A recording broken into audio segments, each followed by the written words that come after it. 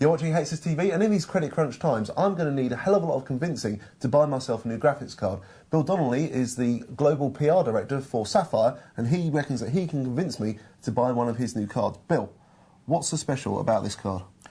Well, basically, we've introduced a new model which is two 4850s in one card. So a bit like the 4870X2, this is a 4850X2. That's exactly right. And what that gives people, of course, is the power of two graphics processors on one card without the need for a special mainboard that's Crossfire enabled.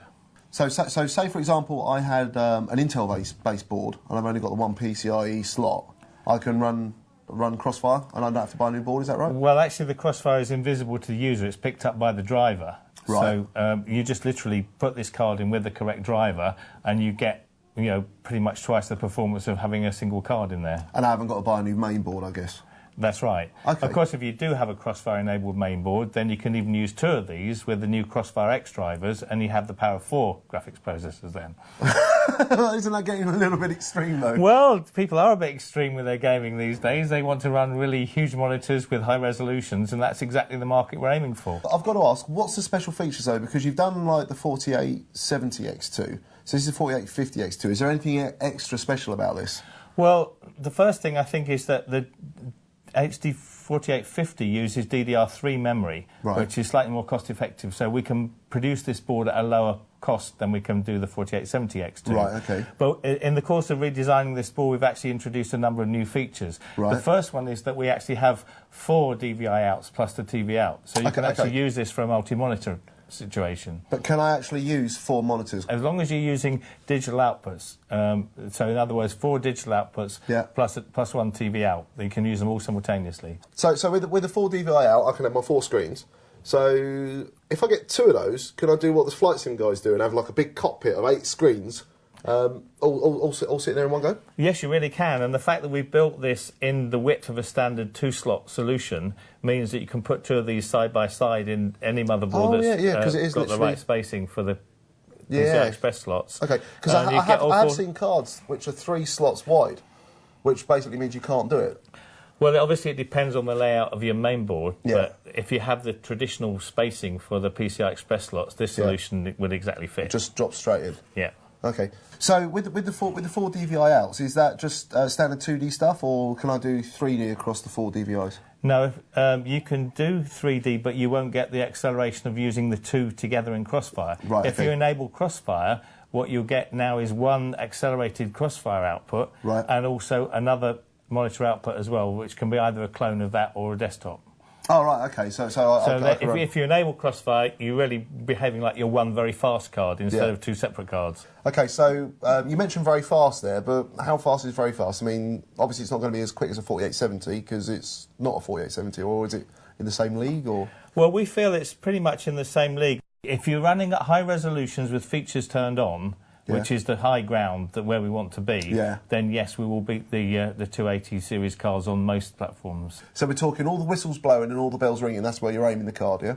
Absolutely, yes. I mean, gamers these days want to play on very large screens, but and high resolutions with all the features turned on, so they can all the levels of detail. I want the IMAX experience, basically. Well, yeah, I mean, people who are taking gaming seriously now are spending a lot of money on high-quality monitors, and they want the display to reflect that.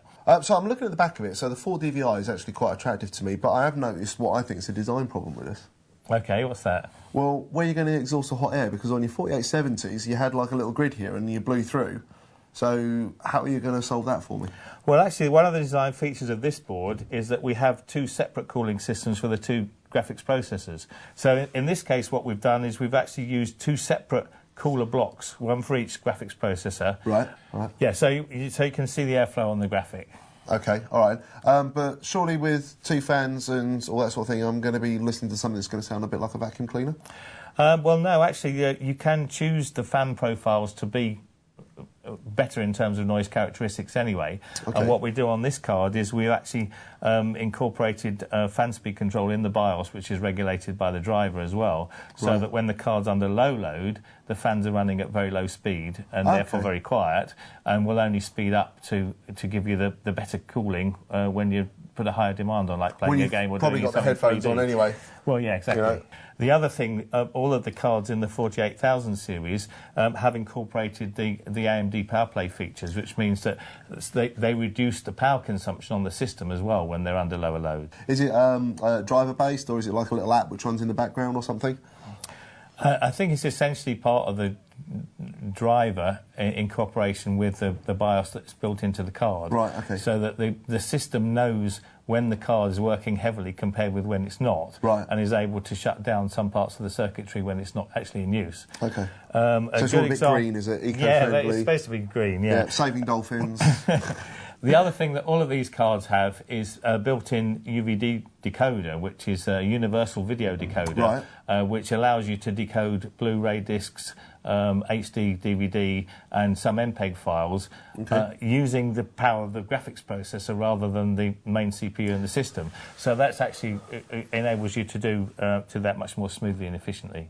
So I've got my two cards and my two slots, but this one's going to throw you now. What if I don't want to do DVI? What if I want to hook it up to my TV and I want to go through HDMI? I've only got DVI here. You've got DVI and TV out actually on the bracket. Right. For the TV out, we supply you with an S-Video connector, which obviously isn't particularly good quality, but we also give you a dongle to decode RGB for HDTV. Oh, okay. If you want to use HDMI... Yeah, I can't.